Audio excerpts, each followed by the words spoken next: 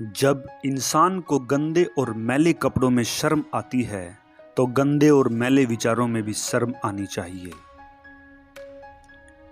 झूठ बोलना प्रारंभ में आसान हो सकता है पर बाद में सिर्फ परेशानी देता है, और सच प्रारंभ में बोलना कठिन होता है पर बाद में सिर्फ आराम देता है। पसीने की स्याही से लिखे पन्ने कभी कोरे नहीं होते। जो करते हैं मेहनत दर मेहनत उनके सपने कभी अधूरे नहीं होते। लंबी छलांगों से कहीं बेहतर है निरंतर बढ़ते कदम, जो एक दिन आपको आपकी मंजिल तक लेके जाएंगे। मुझे गर्व है कि मैं उस देश से हूं जिसने दुनिया को सहिष्णुता का पाठ पढ़ाया है। हम सभी धर्मों को सत्य के रूप में स्वीकार करते हैं। एक बार स्वामी विवेकानंद जी से किसी ने पूछा, सब कुछ खोने से ज्यादा बुरा क्या है? स्वामी जी ने जवाब दिया, उस उम्मीद को खो देना जिसके भरोसे हम सब कुछ पा सकते हैं।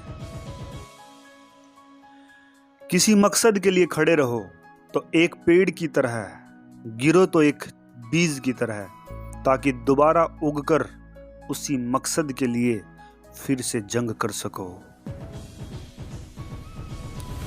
स्वयं पर जीत प्राप्त कर लो, सारा संसार आपका हो जाएगा। अपनी जिंदगी में जोखिम लेना सीखो। यदि आप जीतते हो तो नेतृत्व करोगे, यदि आप हारते हो तो दूसरों को मार्गदर्शन करोगे। जिस काम के लिए जिस समय प्रतिज्ञा करो, ठीक उसी समय पर उसे करना चाहिए, नहीं तो लोगों का विश्वास उठ जाता है।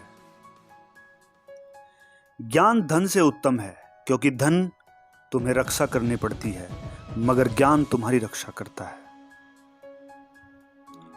दुनिया में सबसे शक्तिशाली मनुष्य की वाणी है, जो हथियार उठाए बिना ही क्रांति करवा सकती है और परिश्रम किए बिना शांति।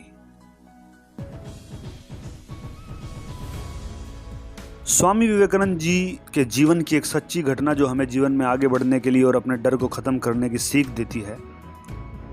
एक बार बनारस में एक मंदिर से निकलते हुए विवेकानंद जी को बहुत सारे बंदरों ने घेर लिया। वे खुद को बचाने के लिए भागने लगे, लेकिन बंदर उनका पीछा नहीं छोड़ रहे थे।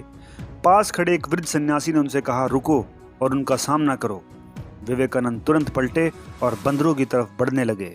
उनके इस रवैये से सारे बंदर भाग गए।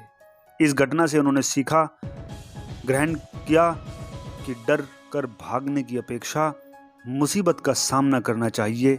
कई सालों बाद उन्होंने एक संबोधन में कहा भी, यदि कभी कोई चीज तुम्हें डराए तो उससे भागो मत, पलटो और सामना करो। दोस्तों, उम्मीद करता हूँ ये ज्ञानवर्धक बातें आपके जीवन में काम आएंगी, आपके जीवन को बदलेंगी। अगर ये बातें आपको अच्छी लगती हैं, इसे शेयर करना बिल्कुल भी ना भूलें। ना जाने कब कहाँ किसी का जीवन बदल जाए। कमेंट करके अपना फीडबैक भी देना ना भूलें और चैनल को सब्सक्राइब करना तो बिल्कुल भी ना भूलें। इसी के साथ दोस्तों आज विदा लेता हूँ। नमस्कार दोस्तों।